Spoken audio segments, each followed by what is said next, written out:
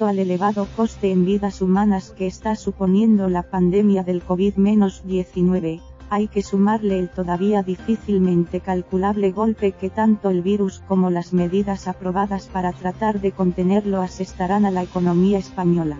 El pasado jueves, el dato del PIB correspondiente al primer trimestre mostró una contracción del 5,2% respecto al trimestre anterior.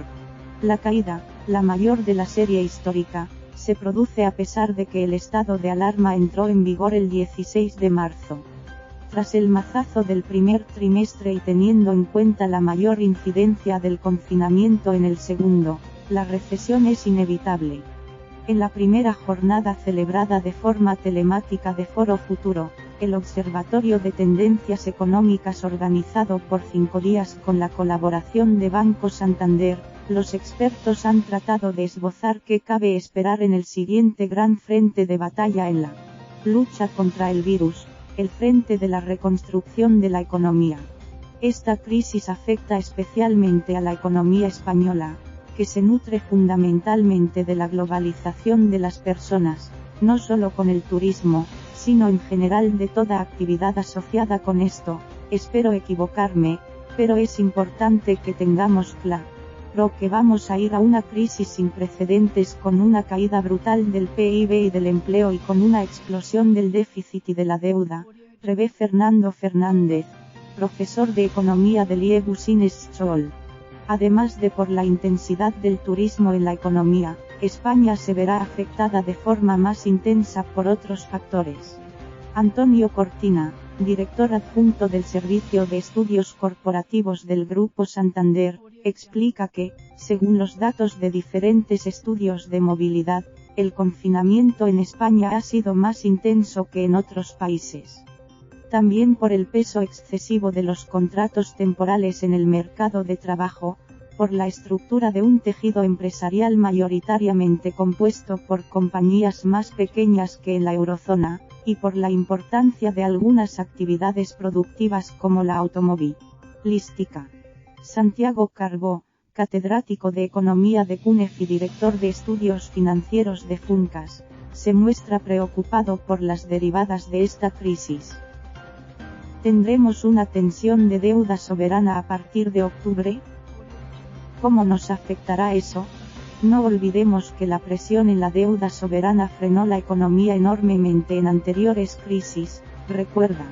En su opinión, la presión sobre nuestra deuda repuntará por mucho que el BCE compre.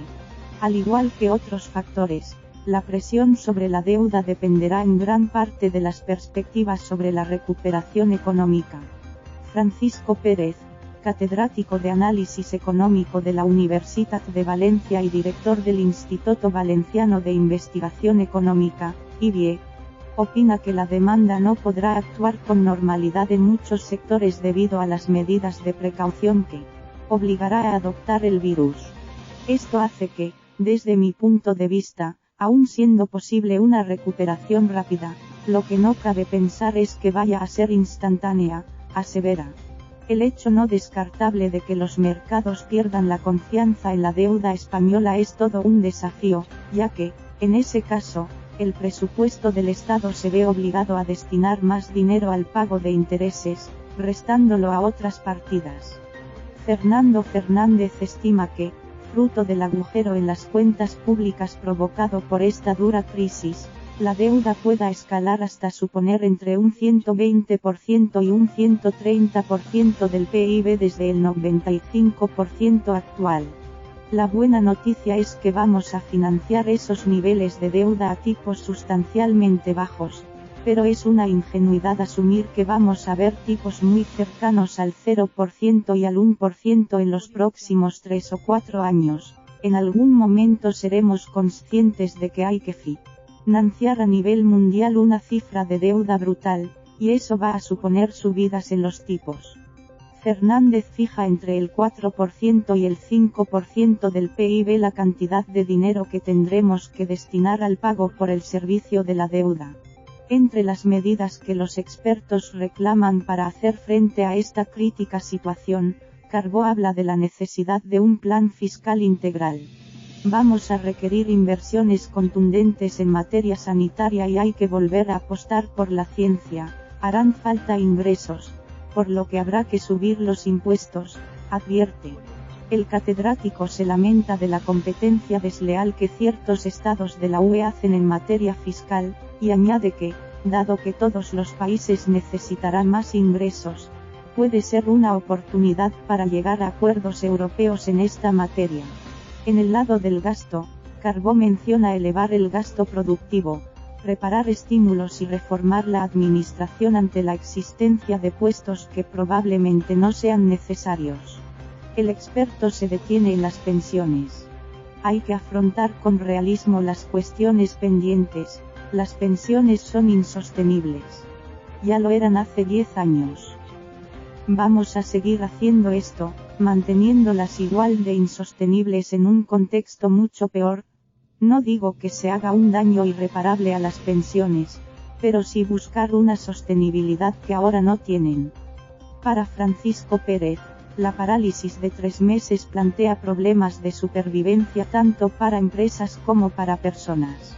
Se toman medidas muy pronto, pero creo que es necesario preguntar cuántas de ellas se van a traducir en que el dinero llega a aquellos agentes económicos cuya capacidad de supervivencia o de pago se quiere preservar. Antonio Cortina incide en la importancia de tener preparada una política para afrontar posibles confinamientos selectivos. El analista echa en falta mayor coordinación política, algo que daría más certidumbre al sector privado y fortalecería a España a la hora de proponer iniciativas en Europa.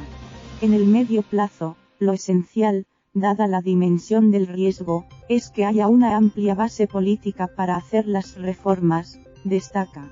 El defender la globalización y no caer en autarquías será clave en la recuperación para Fernando Fernández, quien antes que hablar de más gasto o más impuestos prefiere poner sobre la mesa el crecimiento.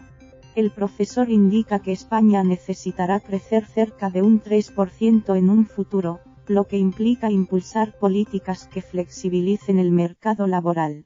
Nadie habla de la sostenibilidad de los funcionarios. España es el único país del mundo en el que el salario medio del sector público está por encima del sector privado. Esto no puede ser y es una fuente de vulnerabilidad futura. Fernández sostiene que será vital diseñar políticas que permitan compatibilizar el crecimiento con proteger a los trabajadores de la desalarización en el mercado de trabajo. Pero, sobre todo, cree que será necesario que los políticos adopten decisiones valientes, crecimiento y decisiones difíciles. Lo contrario es engañarnos. El futuro va a estar muy complicado para una economía como la española. Entre las medidas económicas que el gobierno está preparando se encuentra la aprobación del ingreso mínimo vital. Inicialmente, se hablaba de una renta de 500 euros para todos los ciudadanos que no tuvieran ingresos.